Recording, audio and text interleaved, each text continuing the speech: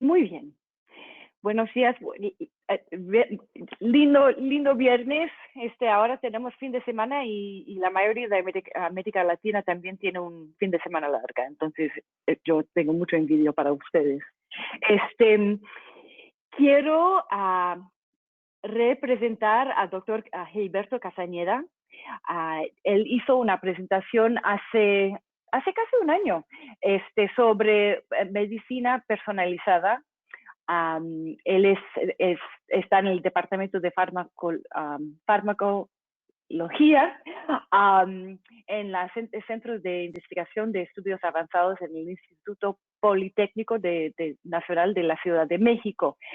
Ahora que el mundo ha cambiado en el último año, entonces doctor Castañeda va a hablar de medicina personalizada durante la pandemia de COVID y cómo la pandemia está afectando a la medicina personalizada y también va a hablar a un nivel un poco más avanzado sobre medicina personalizada también. Bienvenidos a todos, muchísimas gracias por asistir. Doctor Castañeda, le dejo la audiencia a usted. Muchas gracias. ¿Me escuchan bien? Yo sí. Perfecto. Muy bien. Bueno, pues vamos entonces a dar inicio. Antes que nada, pues muy buenos días a todos. Un placer estar nuevamente aquí y tener esta oportunidad para hablar de medicina personalizada, qué son los medicamentos personalizados. Y pues van a ver que esto lleva desde cosas muy sencillas, esta cuestión de personalizar, pero que a veces se nos olvida, hasta pues cuestiones ya de tecnología sumamente sofisticada. Pero antes de empezar, por favor, permítanme hacer una declaración de posibles conflictos de intereses. Entonces, yo soy un académico, como saben la mayoría de los que me conocen. Soy investigador titular en el Centro de Investigación y Estudios Avanzados del Instituto Politécnico Nacional en la Ciudad de México.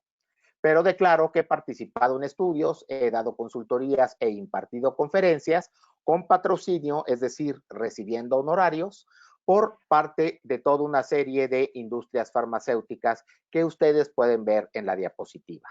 Pero también declaro de que no estoy en la nómina de ninguna de estas compañías, es decir, no me pagan de manera regular, ni tampoco poseo acciones de ninguna de ellas.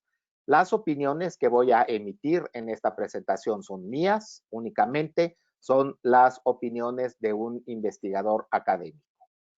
Entonces, pues vamos a entrar en este concepto de medicina personalizada. Se ha hablado mucho en los últimos años y quiere decir que cada persona recibe un tratamiento a la medida.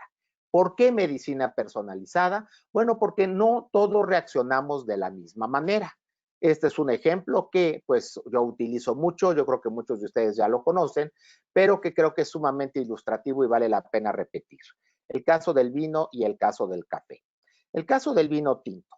Si nosotros hacemos una fiesta, bueno, ya la haremos ahora que termine la pandemia, pues ¿qué es lo que sucede con el vino? No todo mundo toma la misma cantidad de vino. Hay personas que se toman 2 copas y ya sienten que como que el mundo se empieza a mover. Hay otras que llevan 5 copas de vino y están perfectas, no tienen absolutamente ninguna modificación significativa en su comportamiento. Entonces, no podemos dar la misma dosis de vino tinto a todos en una fiesta porque sería un fracaso. Asimismo, en la cuestión de las reacciones adversas, hay personas que toman una copa de vino tinto y empiezan a tener una jaqueca intolerable, mientras que otros pueden tomarse las copas que quieran y no van a tener un problema de dolor de cabeza.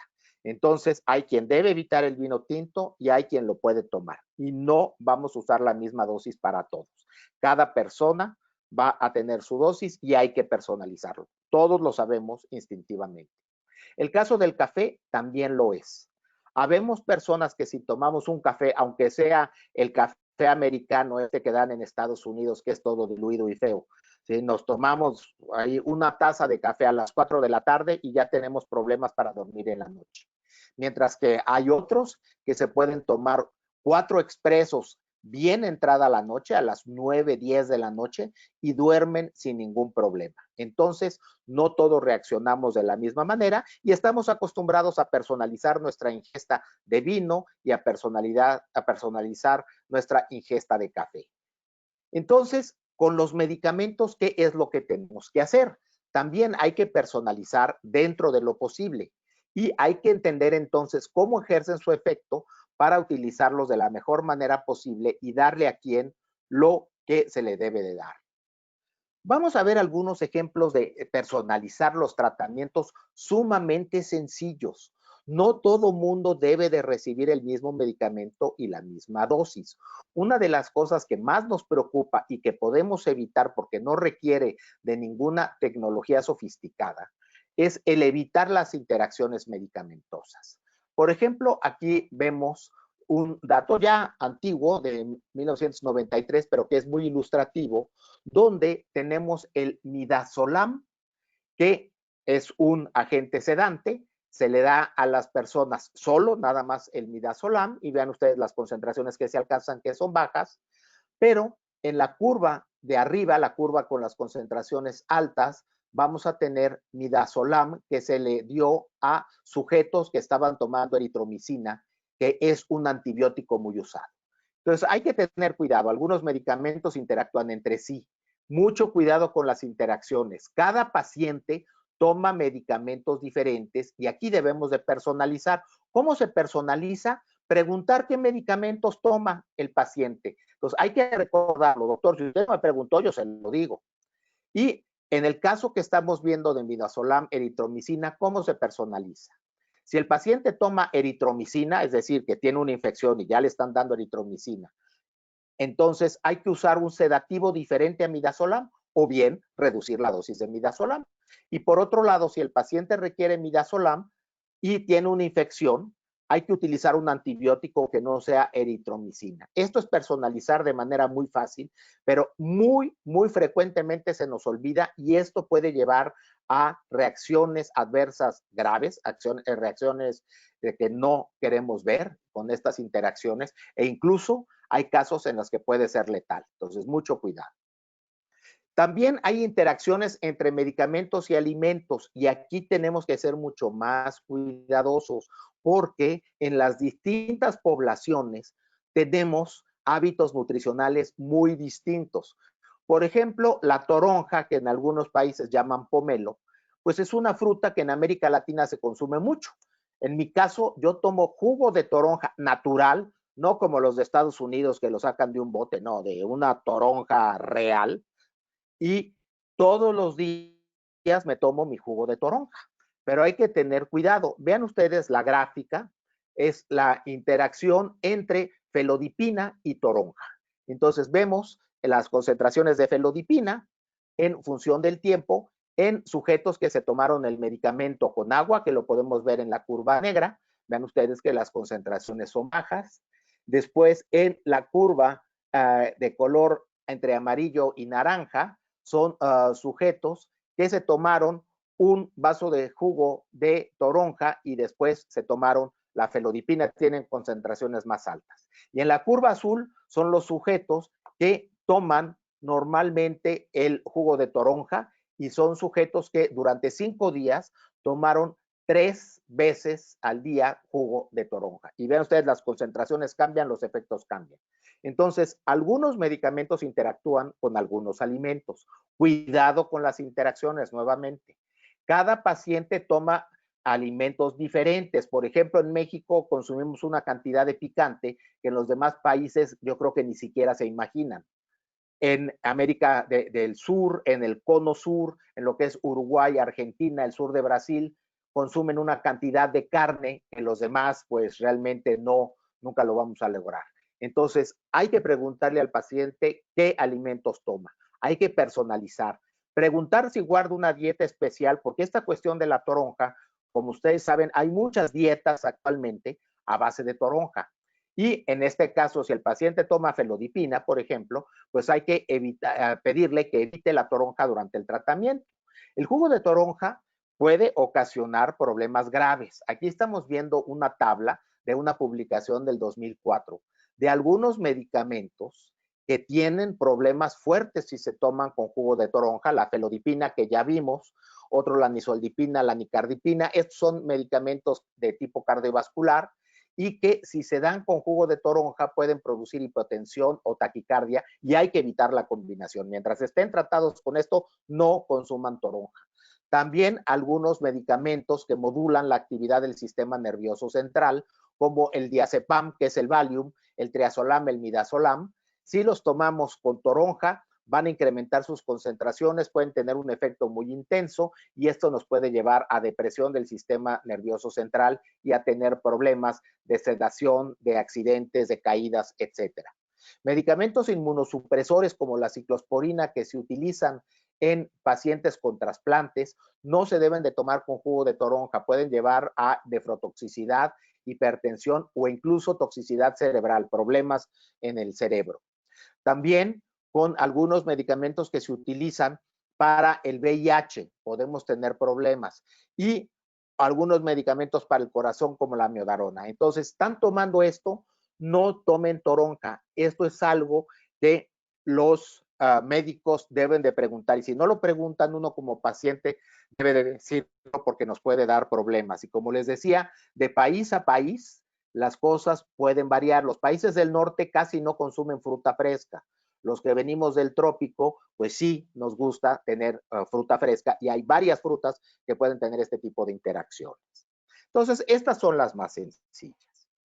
Para personalizar los tratamientos, pues tenemos que ver realmente qué tratamientos está necesitando cada paciente de manera individual.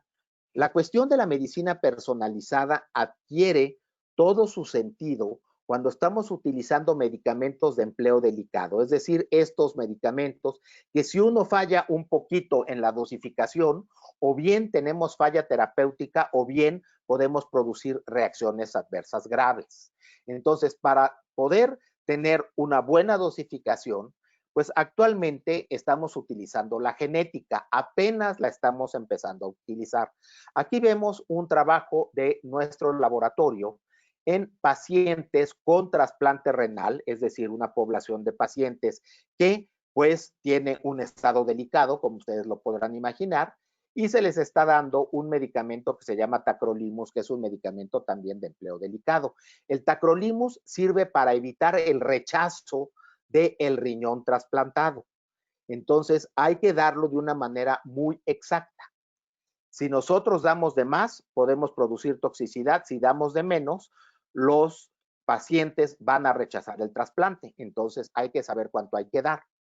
Y hemos visto que hay genes que van a determinar qué dosis hay que dar. Entonces, aquí estamos viendo pacientes en México, pacientes adultos y pacientes pediátricos, ¿sí? Niños y adultos.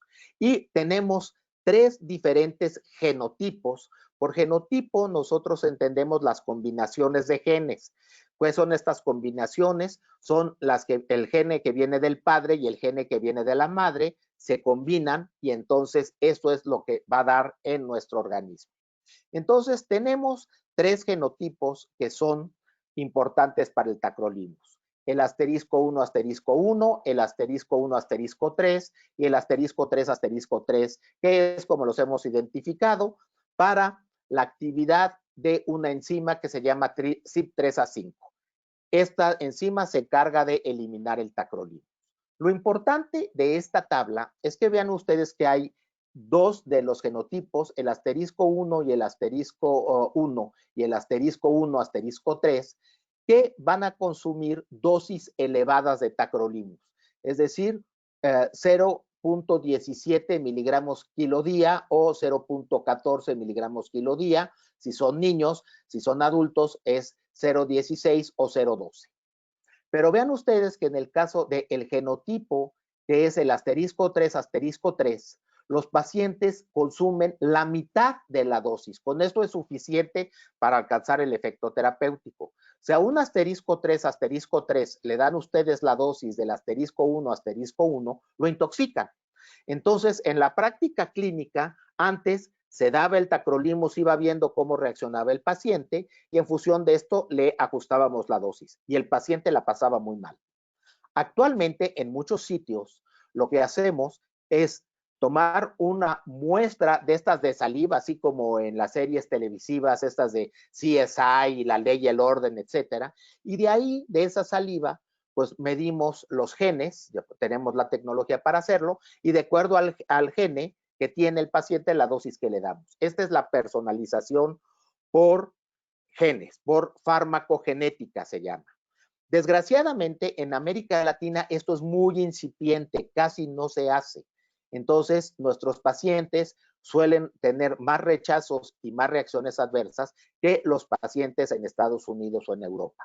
Esto es algo que tenemos que luchar para que se vaya mejorando poco a poco la utilización de la farmacogenética y se pueda ya generalizar. La genética también nos sirve para seleccionar el medicamento. Como les decía, como esto es caro, lo vamos a utilizar realmente cuando sea muy, muy relevante. Por ejemplo, en el tratamiento de ciertos cánceres. En el cáncer de mama tenemos varios tipos de cáncer. No hay un solo cáncer de mama. Hay un cáncer que le llamamos el HER2 positivo. ¿Qué viene siendo este cáncer HER2 positivo? Bueno, resulta que hay una proteína que se llama factor de crecimiento epidermal que le dice a la mama que debe de crecer en ciertos momentos, como por ejemplo cuando hay embarazo o cuando son ciertos momentos del ciclo menstrual. La mujer que no tiene problemas de neoplasias expresa el gene del HER2, como lo podemos ver a la izquierda donde dice normal cell, y entonces tenemos receptores para este factor de crecimiento. Todo va normal. Pero en algunas mujeres tenemos una mutación donde se sobreexpresa el gene para HER2, empezamos a tener demasiados receptores para HER2 y entonces lo que sucede es de que esas células de la mama proliferan en exceso y esto nos lleva al desarrollo de tumores. Entonces, podemos dar un anticuerpo que puede bloquear al HER2. Entonces, ¿qué pasa? Si se trata de un cáncer de mama HER2 positivo, se da este anticuerpo que se llama trastuzumab y es un tratamiento muy efectivo. El cáncer de mama HER2 positivo representa entre el 20 y el 25% de las neoplasias mamarias y esto es muy, muy importante. Realmente salvamos la vida de una mujer en 5, una mujer en 4 con cáncer de mama. Sin embargo, algo muy importante, si no es un cáncer de mama HER2 positivo, si es de otro tipo, el tratamiento con trastuzumab no sirve de nada. Por lo tanto, antes de empezar el tratamiento, tenemos que hacer pruebas genéticas de diagnóstico y si es HER2 positivo, si identificamos ese gene, utilizamos trastuzumab. Si no, habrá que hacer otro tratamiento. Tenemos varios marcadores tumorales ya de varios tipos de cáncer para poder personalizar el tratamiento. Aquí los podemos ver en esta tabla. Entonces, para ciertos tratamientos de cáncer de mama, de cáncer de ovario, de cáncer de páncreas, de cáncer de próstata, cáncer de pulmón, lo que hacemos es ver qué genes están ahí, ver qué mutaciones están presentes y dependiendo de la mutación que detectamos, entonces se utiliza tal o cual medicamento. Esto, por supuesto, es caro, pero lo que hace es que nos incrementa muy importantemente la posibilidad de éxito. Normalmente las compañías farmacéuticas que venden los tratamientos también van a proporcionar los métodos de diagnóstico, es decir, ver qué genes están involucrados y de acuerdo a los genes que están involucrados, se puede usar un tratamiento u otro. Recuerden, si nosotros tenemos un gene que produce un cierto tipo de cáncer y damos un tratamiento que no sirve para ese tratamiento, realmente para ese cáncer, lo único que estamos haciendo es tirar dinero a la basura y todavía peor, estamos arriesgando la salud del paciente. Ahora, en el caso de los medicamentos biológicos, los anticuerpos monoclonales, pues han abierto perspectivas novedosas y realmente han causado una revolución en la medicina. Esto ha sido uno de los episodios más emocionantes que nos ha tocado vivir a los que estamos en esto. Veamos el caso de la psoriasis. La psoriasis es una inflamación crónica de la piel. todos la conocemos, el paciente que tiene psoriasis, pues realmente sufre mucho, su calidad de vida es baja. Entonces, hay que ver cómo se desencadena esta inflamación de la piel. Esta diapositiva es bastante compleja, pero simplemente se las pongo para que vean ustedes que hay toda una serie de células que están involucradas en esta inflamación crónica de la piel. Y las células se hablan entre sí. ¿Cómo se hablan entre sí? Mediante la liberación de ciertas sustancias que pueden ustedes ver ahí. ¿Sí? Por ejemplo, el TNF o la IL-22 se llaman interleucinas, etcétera. Ven ustedes que hay toda una serie de sustancias que desencadenan y mantienen y amplifican la inflamación. Entonces, las hemos identificado y hemos generado anticuerpos contra algunas de estas sustancias, como es el caso del TNF, de la interleucina 23, de la 12, de la 17. Estas son las que actualmente tenemos disponibles. Entonces, ya hemos generado anticuerpos contra estas interleucinas y las podemos bloquear. Entonces, al bloquear el mensaje, disminuimos la inflamación. Tenemos toda esta serie de anticuerpos monoclonales que ustedes pueden ver aquí y pueden ver que algunos, si ven por favor la última columna, van a bloquear las acciones de una sustancia que se llama TNF, otros de la IL-17I, otros de la IL-1223, otros de la IL-23. ¿Para qué nos sirve esto? Uno diría, oye, esto está muy complejo. Y sí, está muy complejo, pero lo que pasa es que entonces nosotros ya podemos intervenir sobre diferentes mediadores de la inflamación de la piel. Entonces, ¿cuál es la ventaja? Ya podemos personalizar la terapia en psoriasis. Si bien las manifestaciones de la psoriasis son parecidas en todas las personas con la enfermedad, el mecanismo por el cual se da la inflamación crónica no es el mismo en todos los pacientes. Por lo tanto, no todos los pacientes se van a beneficiar con la misma terapia. A algunos les sirve una, a otros les sirve otro. El contar con una variedad de anticuerpos monoclonales con mecanismos de acción diferentes permite atacar blancos moleculares diferentes.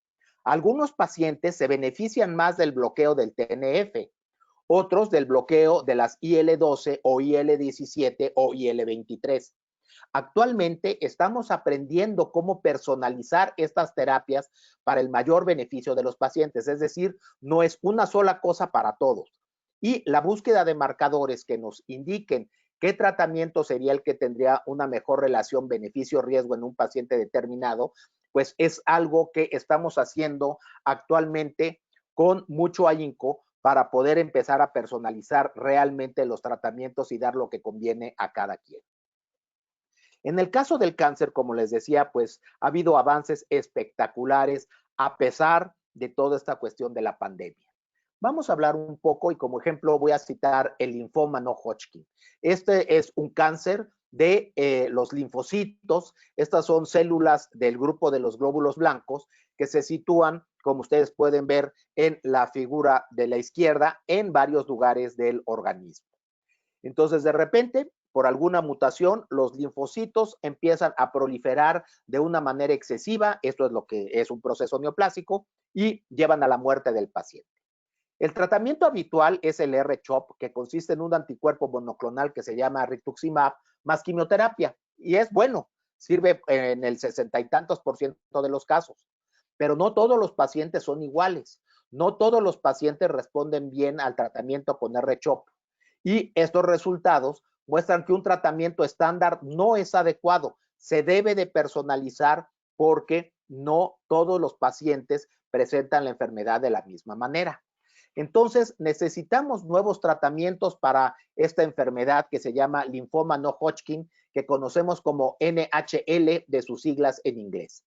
Pero la cuestión es que tengamos un equilibrio entre la eficacia, que es decir, la capacidad de curar el cáncer, y la seguridad, es decir, no hay que dañar al paciente. Recordemos que las quimioterapias son venenos, venenos tal cual, que se dan con la esperanza de que maten primero a las células tumorales antes de a las células normales.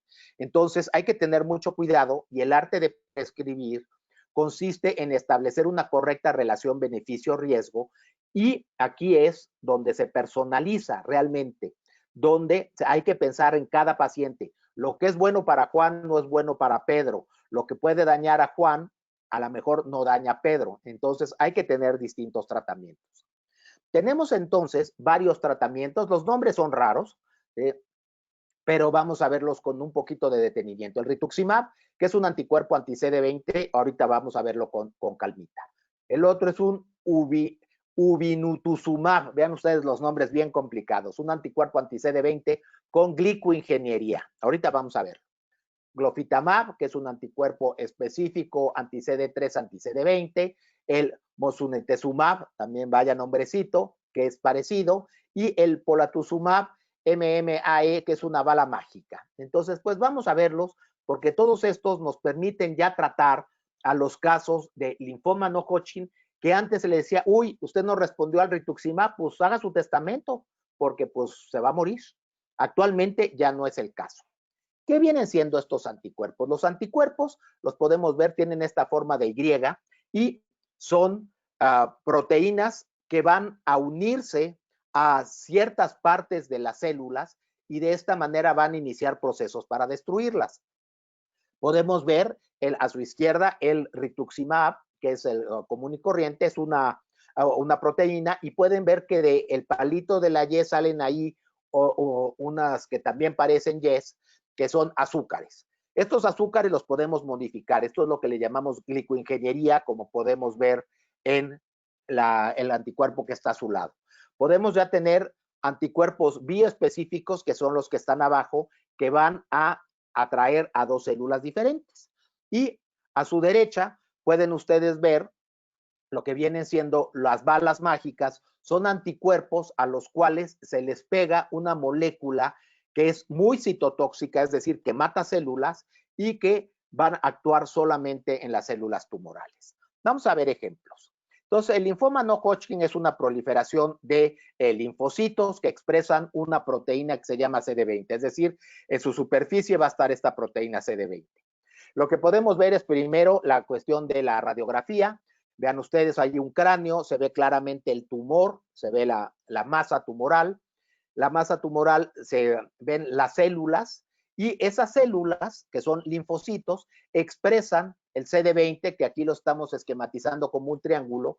Podemos dar anticuerpos que específicamente reconocen esa proteína y de esa manera destruimos a las células tumorales. Pero como ya vimos, alrededor del 30% de los pacientes con linfoma no nos responden bien a este tratamiento, necesitamos algo más. ¿Por qué no responden al rituximab? Bueno, el rituximab se une a la célula tumoral y después va a atraer a otras células del grupo de los glóbulos blancos que van a destruir a esta célula tumoral. Entonces se establece una unión que pueden ustedes ver en la diapositiva. Pero en ocasiones esta unión no se efectúa bien y los pacientes se vuelven resistentes. Entonces hay que utilizar otro anticuerpo, no usamos rituximab, utilizamos ovinutuzumab. Este es mucho más poderoso, crea una unión mucho más firme con estas células del grupo de los glóbulos blancos, que entonces se acercan a la célula tumoral y la destruyen de una manera muy eficiente. Ahora, no solamente estas células de los grupos de los glóbulos blancos pueden destruir a las células cancerosas. Tenemos unos linfocitos especiales que se llaman linfocitos T, en inglés T-cell, que nosotros podemos ver aquí en la diapositiva en la parte izquierda. Entonces, cuando se tiene una célula cancerosa, un linfocito se vuelve canceroso, otro linfocito llega y lo destruye. Entonces, estas son fotos de microscopía electrónica. Vean ustedes que tenemos la célula cancerosa, llega la T-cell, se une y la destruye, la hace explotar. Entonces, para poder volver este mecanismo más eficiente, lo que se hace es que usamos anticuerpos biespecíficos que atraen al linfocito T a la célula cancerosa. ¿Cómo va esto? Aquí podemos ver este esquema. Entonces tenemos a lo que viene siendo la célula maligna, que la vemos en la parte de abajo de la foto, y la célula T arriba. Para que realmente la célula T se pueda acercar, vamos a dar un anticuerpo que reconoce a la proteína CD20, que es de la célula cancerosa, y reconoce a la proteína CD3, que es del linfocito T. Entonces hace que las células se atraigan como si fueran imanes y crea ahí un anclaje sumamente cerca. Ya que está la célula T muy cerca de la célula maligna, la célula T empieza a liberar sustancias, una de ellas es la perforina, que perfora la célula cancerosa y la destruye, y de esta manera podemos nosotros controlar ya el proceso tumoral de una manera muy eficiente. Y la última opción que tenemos para personalizar es el concepto de bala mágica. El concepto de bala mágica lo dio el doctor Paul Ehrlich, que ganó el premio Nobel en 1908. Él decía que lo que tenemos que hacer para curar el cáncer es tener una bala mágica, un medicamento que mate a las células cancerosas, pero que llegue únicamente a ellas, que no llegue a las demás células porque las puede dañar.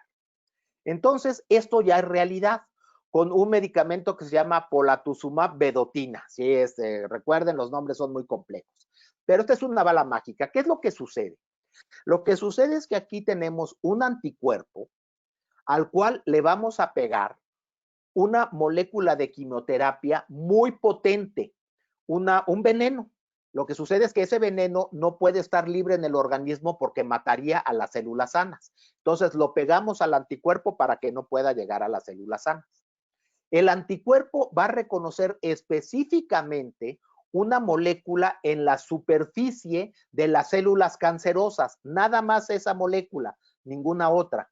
Entonces reconoce a esa molécula en la superficie y una vez que reconoce esto, viene un proceso de internalización, es decir, la célula percibe que allá hay algo y entonces va a englobar a esa molécula y al anticuerpo y va a meter todo el complejo adentro de la célula. Una vez dentro de la célula, la engloba en lo que se llama una vacuola y se van a liberar toda una serie de enzimas que son sustancias que van a destruir todo lo que está dentro de la vacuola. Entonces se destruye el anticuerpo, se destruye la proteína y de esta manera se libera a la quimioterapia, se libera al veneno, pero únicamente dentro de la célula cancerosa. Y entonces el veneno surge su efecto y la célula cancerosa, como pueden ustedes ver en el número 7, explota y se acabó la célula cancerosa. Nada más esa célula cancerosa. Ya no vamos a afectar a ninguna otra célula del organismo, con lo que vamos a lograr realmente un tratamiento muy efectivo de ciertos tipos de cáncer. Entonces, estas son las grandes esperanzas. Ya tenemos toda esta serie de anticuerpos, ya podemos personalizar. Entonces, de acuerdo a lo que necesita cada paciente, le vamos a dar realmente lo que sería el mejor tratamiento en términos de eficacia y seguridad. Ya no estamos en la cuestión de el rituximab con quimioterapia para todos. Ahora, según el tipo de linfoma y del diagnóstico que se te haga, el tipo de medicamento, podemos personalizar. Esto nos abre perspectivas enormes. Y para terminar, como ya mencionaba Alessandra, vamos a hablar un poco sobre COVID y medicamentos. Todos los que están tomando medicamentos de este tipo, medicamentos biológicos para enfermedades inflamatorias o para cáncer, tienen la gran duda. En esta época de COVID, ¿qué hago? ¿Sigo o discontinúo el tratamiento para mi enfermedad? Y bueno, la respuesta es que no hay reglas generales. Hay que decidir caso por caso. ¿Qué es lo que hay que decidir? Primeramente, ¿qué pasa si detengo el tratamiento? Entonces, ¿tengo riesgo de muerte por cáncer sin tratamiento? O sea, dice uno, ay, es que si tomo mi tratamiento se me bajan las defensas y entonces me puede dar COVID. Pues sí, pero si dejo el tratamiento me muero de cáncer. Si la respuesta es sí, entonces continúa con tu tratamiento. Pero no solamente la cuestión de mortalidad, la calidad de vida también es importantísima. Entonces uno tiene que preguntar, ¿la calidad de vida baja si se detiene el tratamiento? Esto es para el caso de psoriasis, artritis, enfermedad inflamatoria intestinal. O sea, hay que considerar las exacerbaciones. Si la persona la va a pasar muy mal, entonces hay que continuar el tratamiento. Por lo tanto, en general, Si el paciente no está infectado o es asintomático o presenta síntomas leves, no se debe de interrumpir el tratamiento. Continuamos con el tratamiento con el biológico. Lo que sí, extremamos precauciones. Salir solo lo estrictamente necesario. Uso de mascarillas, por supuesto, y medidas de higiene radicales. Lavado de manos todo el tiempo, y con esto las cosas van a pasarse muy bien. Por otro lado, si el paciente está infectado con síntomas de moderados a graves y recibe tratamiento inmunosupresor, entonces este se debe de suspender. Ahí sí, pero esto se debe de hacer solamente con una opinión de un médico calificado. El paciente no debe suspender su tratamiento por miedo. Dicen, uy, no, no vaya a ser. No, no se actúa con miedo, se debe de actuar con raciocinio. Consulten, por favor, a su médico. Si el médico les dice que continúen, continúen. Si el médico les dice que suspendan, suspendan, pero mantengan una comunicación realmente muy buena. En la mayoría de los casos, si no hay síntomas, se continúa con el tratamiento. Lo que sí, de preferencia, hay que usar las terapias biológicas subcutáneas, no las intravenosas, que se pueden aplicar en casa durante la época COVID. ¿Por qué? Porque la subcutánea, pues uno manda al hijo o al amigo o al cónyuge, a alguien que pueda ir por la medicación y uno se la pone en su casa. Las intravenosas sí requieren que uno vaya al consultorio o al hospital, lo cual incrementa el riesgo de contagio.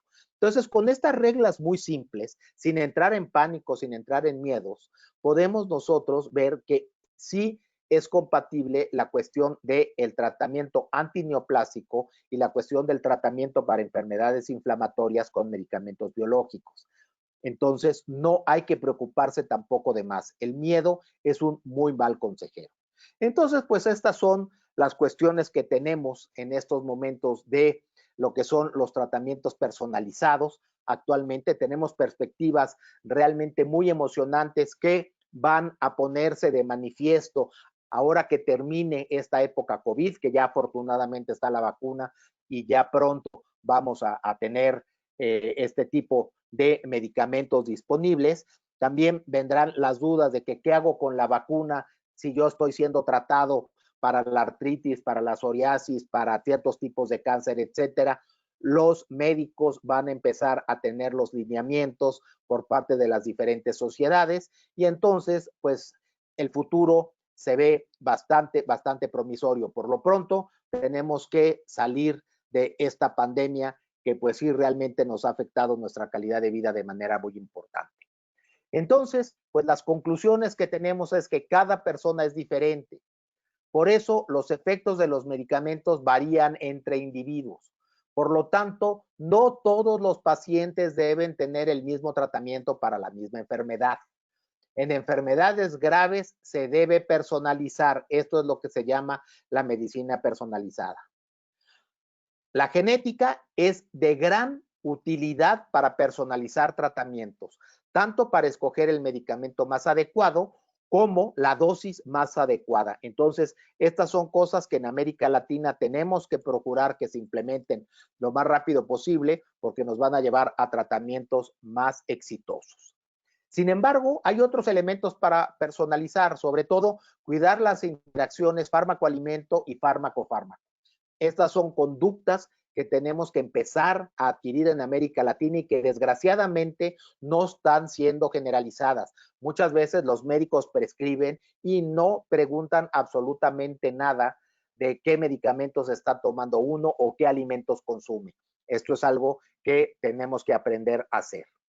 El uso de marcadores, por otro lado, como el HER2 y como muchos otros, permite personalizar el tratamiento antitumoral. Entonces, los servicios de salud no deben de limitarse únicamente a darles el tratamiento, deben de también darles las pruebas de diagnóstico y en base a estas pruebas de diagnóstico, el médico podrá decidir qué tratamiento va a dar y de esta manera vamos a tener los mejores resultados en términos no solamente de eficacia, es decir, capacidad de curar, sino también de seguridad, es decir, que no nos vaya a producir una reacción adversa severa ese tratamiento. Y por último, las innovaciones en anticuerpos monoclonales están abriendo perspectivas enormes en el tratamiento de diversas enfermedades, incluyendo las inflamatorias y las oncológicas. Entonces, aún en la época COVID, vemos que la investigación sigue, vemos que las cosas van bien. Como les decía, en COVID los tratamientos se pueden continuar si no hay síntomas o si no hay síntomas graves. Hay que informarse muy bien y hay que mantenerse siempre pues dentro de las reglas y de los consejos de su médico tratante. Pues con esto termino, quedo a su disposición para preguntas y comentarios. Muchísimas gracias por su atención. Gracias, doctor Castañeda. Tenemos varias preguntas aquí, pero yo quería hacer una pregunta una pregunta previa más en términos de lo que está pasando aquí en el mundo durante COVID. La plataforma PCR, como usted sabe, es una plataforma para pruebas genéticas. También es una plataforma para pruebas genéticas de onco o diferentes medicinas personalizadas. Sí, sí, o sea, lo que se hace en la PCR es identificar los genes.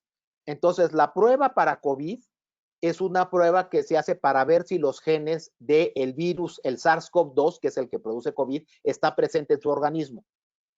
Entonces, se introduce el hisopo, se hace el raspado de las vías respiratorias, porque ahí es donde se localiza el virus.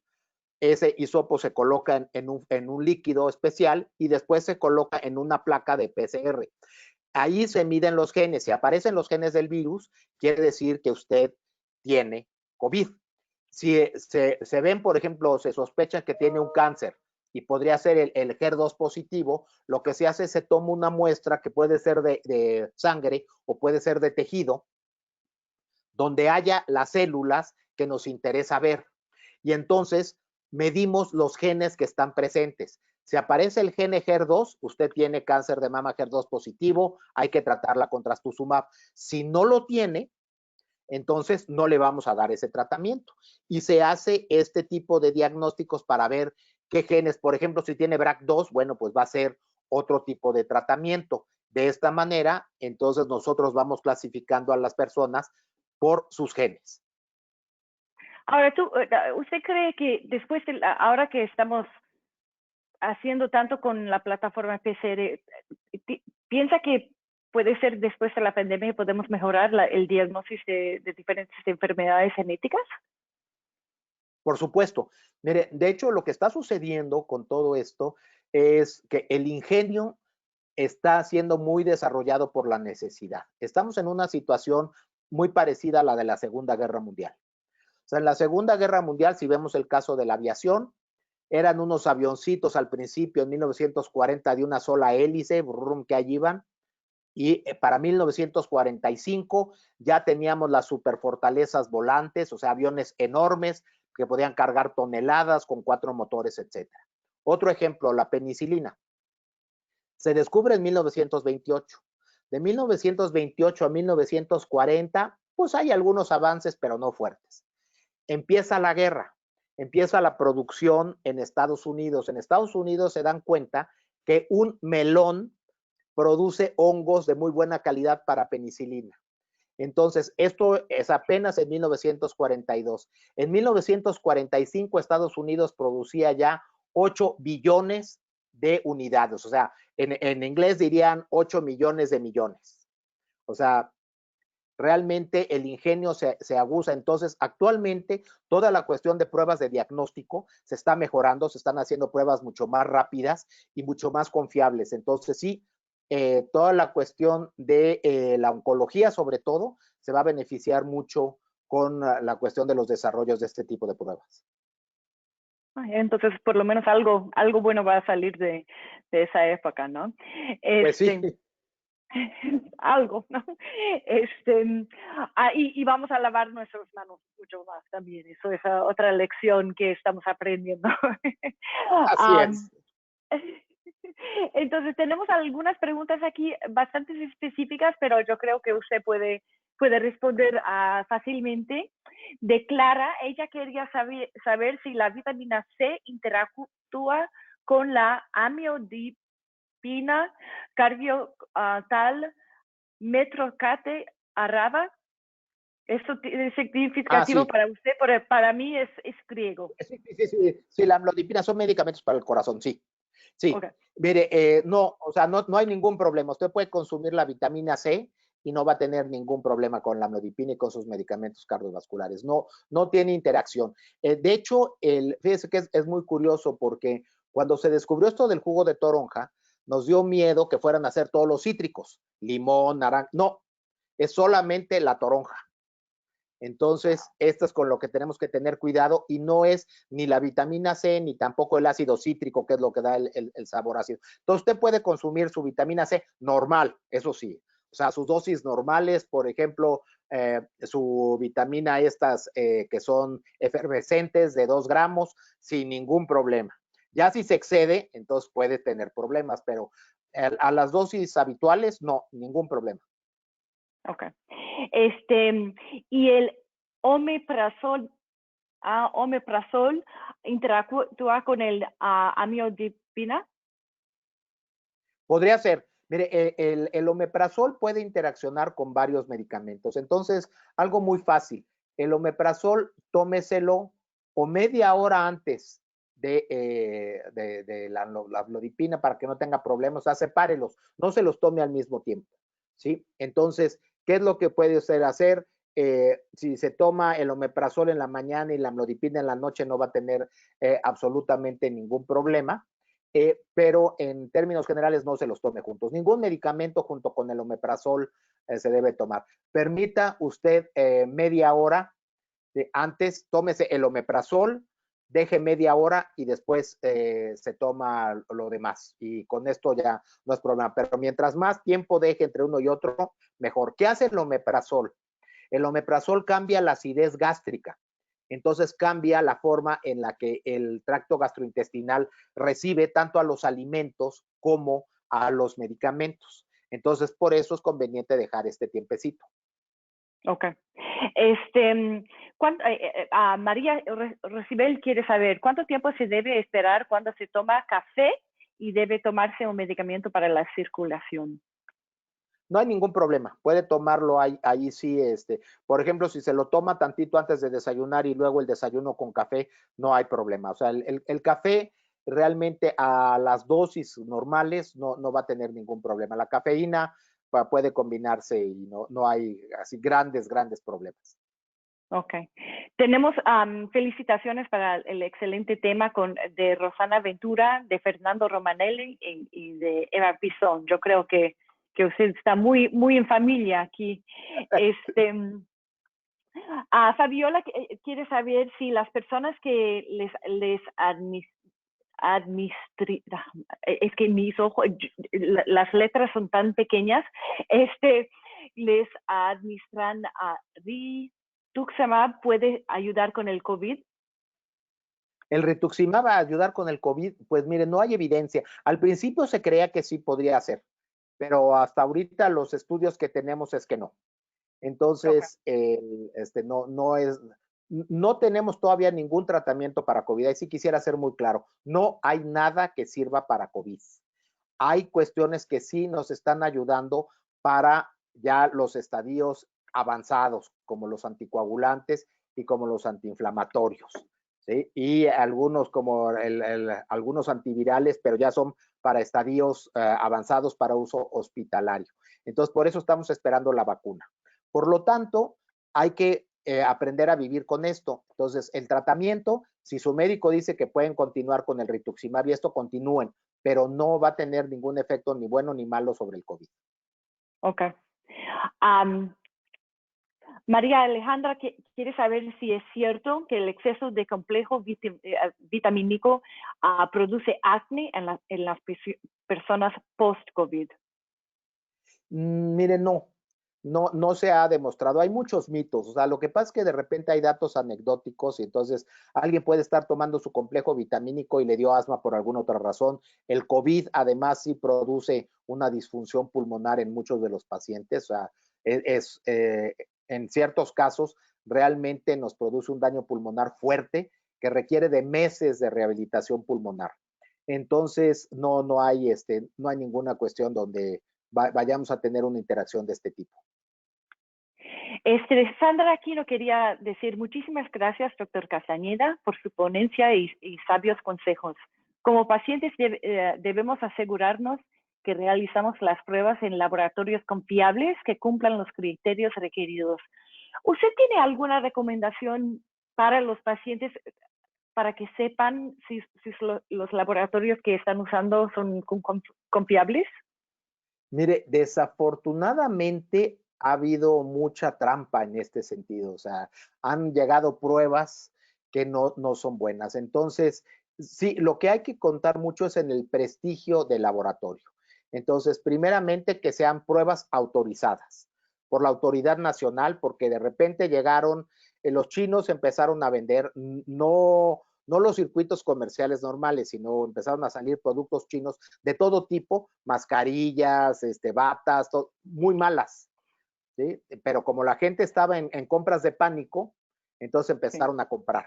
Entonces, lo mejor es pregúntele a su doctor, o sea, después, porque para cada país, para cada ciudad es muy difícil conocer los laboratorios, pregúntele a su doctor y que sean pruebas autorizadas. Y lo mejor sería que fueran pruebas autorizadas por la FDA, muchas de ellas lo son, entonces simplemente es cuestión de preguntarle, oiga, doctor, ¿dónde usted me aconseja ir a hacerme la prueba e ir ahí? Ahora, como todo en esta vida, va a haber fallas.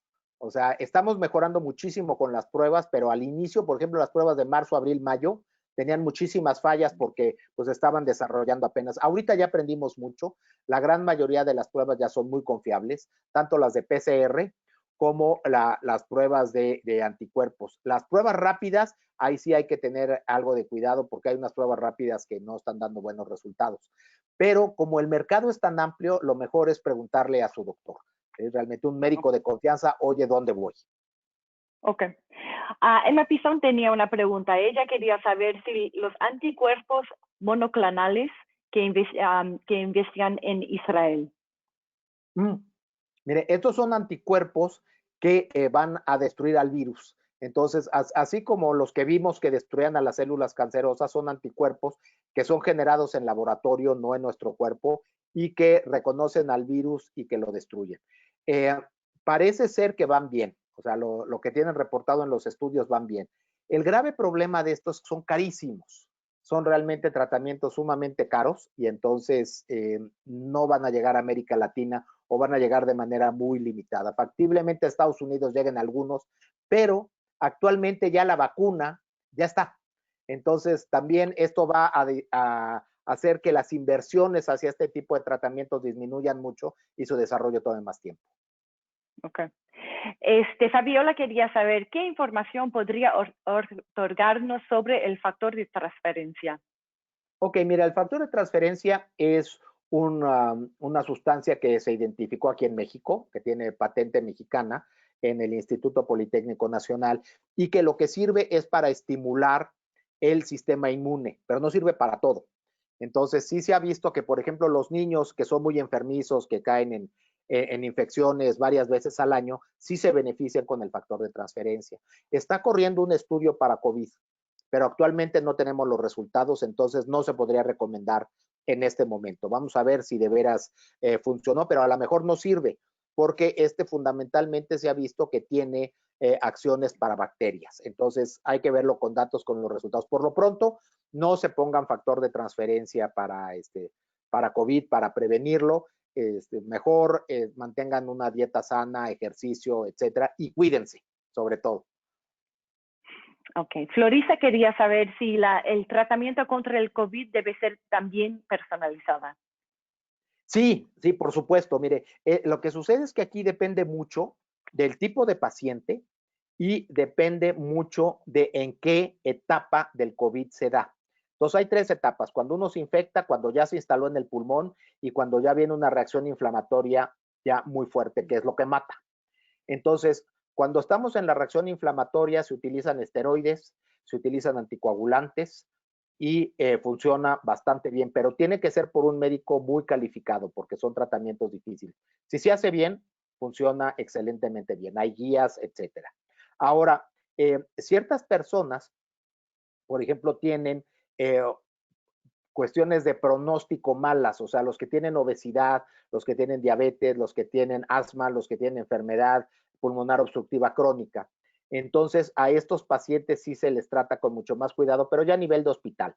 O sea, a nivel de la casa, cuando uno se empieza a sentir mal, sí que empieza a faltarle aire y esto, entonces ahí sí los tratamientos todavía no necesitan que sean personalizados, necesitan oxígeno, necesitan bajar la fiebre, necesitan mucho descanso y sobre todo aislarse para que no contagien a más gente. Pero ya una vez que llegan al hospital, sí va a depender mucho, sobre todo también del sistema inmune, porque hay personas que tienen el sistema inmune bajo y que se nos mueren en cuestión de 48 horas, incluso antes. Y hay otros que pueden duran hasta meses dentro del hospital porque se establece como un empate entre el sistema inmune y el virus. Entonces el virus no llega a crecer más para matar a la persona, pero el sistema inmune tampoco le gana como para eliminarlo. Entonces se mantiene enfermo durante semanas, varias semanas. Estos pacientes pues obviamente sufren mucho y a cada uno de estos pacientes hay que saberle dar lo que corresponda. ¿Cuánto oxígeno le voy a poner? Todo lo que viene siendo el tratamiento sintomático. Entonces sí se personaliza, por supuesto. Ok. Fernando Romanelli quería decir que en la Argentina se están haciendo estudios para el tratamiento de COVID con ivermectina. Ivermectina, sí. ¿Sabe algo de eso? Sí, de hecho nosotros lo hemos hecho. Unos australianos, unos investigadores de Australia, reportaron que la ivermectina en laboratorio era capaz de matar al virus. Entonces se ha utilizado. Los resultados no son concluyentes. O sea, uno de los problemas con COVID es que hay muchos pacientes que se curan solos. Entonces, tendríamos que hacer un estudio realmente muy controlado para ver si funciona. Sin embargo, en etapas tempranas, la ivermectina es un medicamento muy seguro.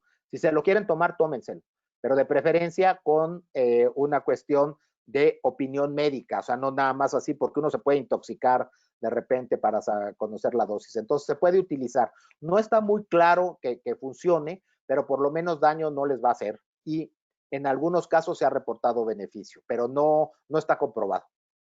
Ok. Y Sandra Aquino está destacando un buen punto que quería algunos comentarios de usted también. También debemos insistir con los médicos que informan a los pacientes de esos análisis moleculares. Lastimosamente, en muchos de nuestros países no está disponible en los hospitales donde los pacientes son tratados.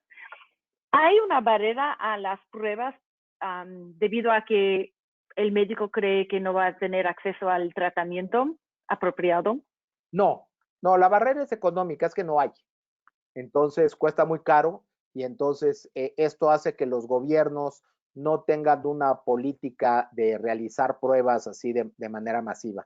Ahora, lo que sí ha habido publicaciones serias donde dice que realmente esta cuestión de las pruebas no funciona.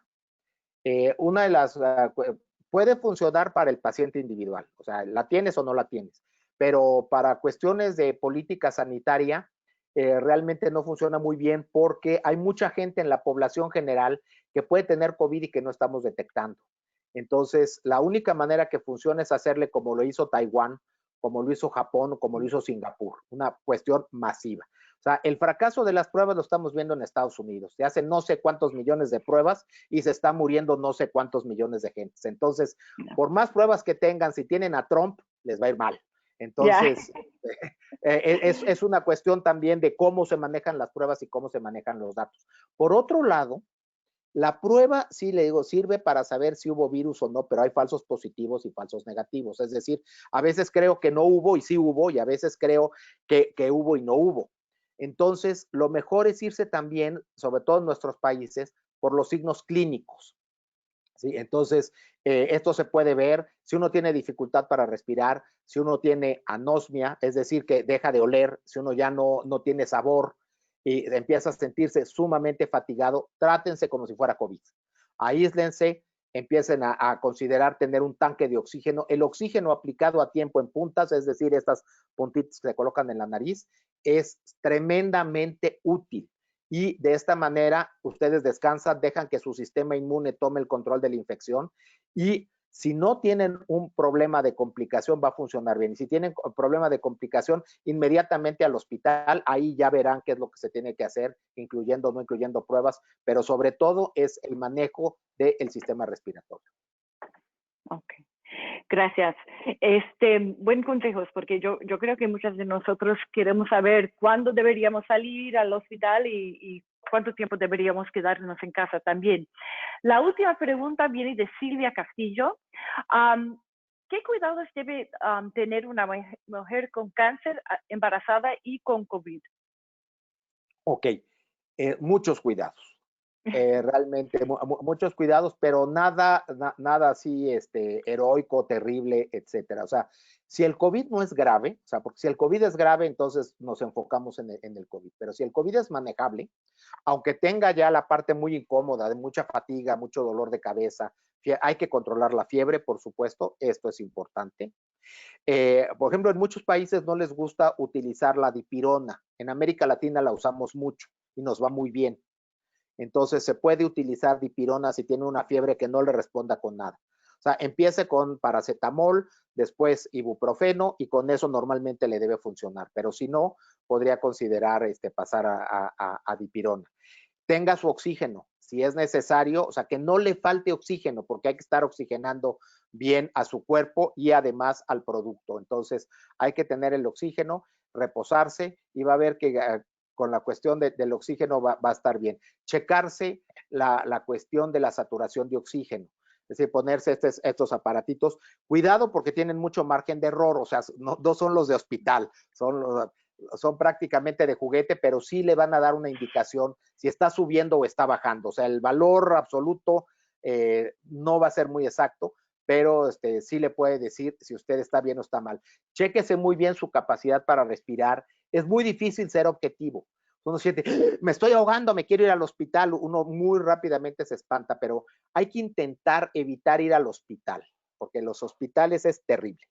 O sea, en esta situación, estamos en una situación de guerra, muchas veces no la pueden admitir, uno empieza a entrar en un círculo vicioso de angustia y la angustia causa problemas respiratorios de por sí. Cuando uno está angustiado, inmediatamente empieza a sentir este tipo de cosas. Entonces, intenten evitar el hospital. O sea, solamente si realmente la cuestión ya está mal, si sienten que de veras se están ahogando, entonces sí hay que acudir al hospital. Pero si no, manténganse en contacto telefónico con un médico, sigan las instrucciones y se la van a pasar muy mal unos días, pero después las cosas van a ir bien. Sobre todo la mujer embarazada tiene un problema.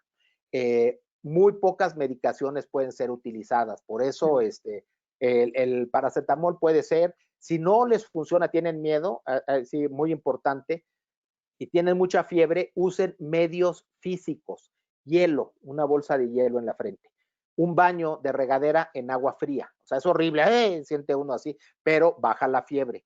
Intenten no tomar medicamentos si tienen embarazo. Mientras menos, mejor. ¿Sí? Entonces, manténganse en contacto con un médico por teléfono. Si las pueden ir a visitar, pues mejor. Si les hacen la prueba, bueno, pues que se las hagan, pero si realmente ustedes están teniendo los síntomas, pues actúen antes de que les hagan la prueba, que lo único que les va a decir es que sí hubo o no hubo.